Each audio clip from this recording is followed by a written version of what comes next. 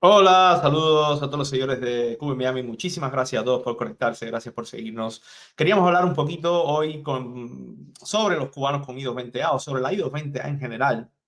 Ayer en el video en vivo que estábamos haciendo con la abogada Claudia Cañizares, alguien preguntó por qué era tan difícil arreglar el problema de los cubanos con I-220A.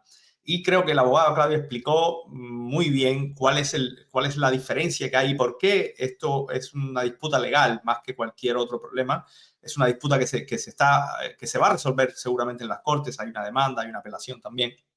Pero la abogada explicó cuál es la raíz del problema y por qué los abogados creen que el gobierno de los Estados Unidos se equivocó en la manera de dar esas I-220A, que no exactamente que se equivocó, sino que se tomó una discreción que no podían hacer según la ley.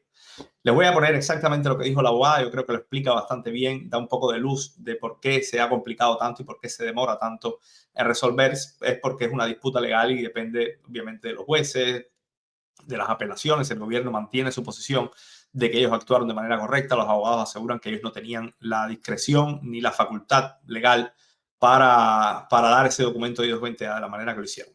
Escuchen lo que dijo la abogada Claudia Cañizares. No es que DHS, el departamento, o sea, CBP o ICE, cuando procesan a una persona en la frontera, puede escoger si lo va a procesar y dejar libre bajo la sección 235B1, que es bajo una orden de deportación expedita, o que si lo va a dejar libre bajo la sección 236 de la ley y referirlo para corte inmediatamente. Entonces, ICE está diciendo, yo puedo hacer lo que a mí me da la gana y yo escoger cómo voy a procesar a estas personas. La ley, sin embargo, no da tanta discreción. La ley dice, si la persona entró de esta forma y lo procesaron inmediatamente en la frontera, la persona es sujeta a una deportación expedita. Y DHS no tiene la discreción. Lo tienen que procesar de forma expedita y lo tienen que dejar libre. Entonces, lo que nosotros estamos diciendo es, ustedes no tienen la discreción. Ustedes, todas estas personas, tienen que son un proceso de forma expedita y en el momento que lo estás dejando libre, le estás dando un parol. Tú no podías escoger si lo ibas a procesar de una forma o la otra. Por eso, cuando nosotros hacemos el argumento a favor de los arriving aliens, ellos ceden a darnos el parol, porque los arriving aliens, incluso había un precedente de la Corte Suprema que apoyaba mucho más el argumento de nosotros. También por eso, cuando nosotros presentamos la demanda para los que han sido procesados de forma expedita, inmediatamente llegamos al acuerdo que le dieran el parol. ¿Por qué? Porque el argumento con los que son procesados de forma expedita es más fácil. Ellos sí están de acuerdo que los que son procesados de forma expedita y los dejan libres, técnicamente sí les están dando el parol. Donde ellos no están de acuerdo es que aquellos que procesaron bajo la sección 236, en el momento que lo dejaron libre, tendrían un parol. Y nosotros estamos diciendo que ustedes no podían escoger. Todos los tenían que haber procesado de la misma forma. Y ahí es donde está el gran debate, que mucha gente no entiende. Sí, es difícil de entender. Aparte, exacto, es un problema legal. Hay abogados que no lo entienden, vamos a estar claros.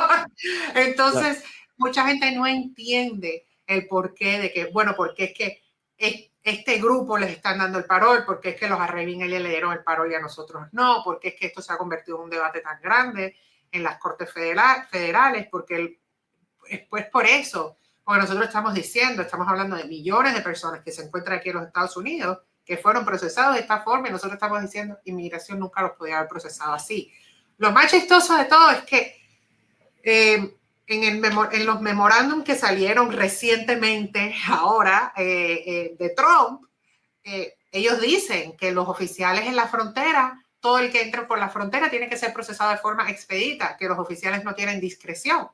Y esto es algo que de cierta forma ayuda a nuestro argumento, porque ellos apoyan nuestro argumento, porque ellos mismos nos están dando la razón. Estos oficiales nunca tenían que haber procesado a estas personas así. Vamos a ver. Ahí tienen la explicación, que yo creo que es magnífica la explicación de por qué hemos llegado a este punto. Yo creo que es, según la opinión de la abogada Claudia Cañizares y de otros abogados, no solo de Claudia, es que DHS y ICE y CBP creo que mal interpretaron la ley y utilizaron una discreción que no tenían. O sea, la ley dice que tenían que procesar a esos que entraron de una manera y ellos pensaron o interpretaron que tenían la autoridad y la discreción para procesarlos de otra. Y según los abogados, y por eso es la demanda, por eso son las apelaciones creen que no es así. El Board de Apelaciones de Inmigración falló, obviamente, pero eso generalmente pasa a favor de las autoridades de inmigración, diciendo que sí, que ellos tenían la discreción para hacerlo, y por eso hay una apelación y una demanda federal que se está discutiendo en las cortes. Y por eso yo siempre he dicho que la solución al problema de los I-220A, como más fácil va a llegar, aunque se está demorando mucho, pero como más fácil va a llegar es a través de las cortes, porque la ley está escrita de una manera, pues Estados Unidos es un país de leyes. Esto no quiere decir que siempre que es perfecto, que siempre va por un camino recto. A veces las personas cometen errores y hay que discutirlo en una corte y para eso están los jueces, para determinar quién tiene la razón y quién no.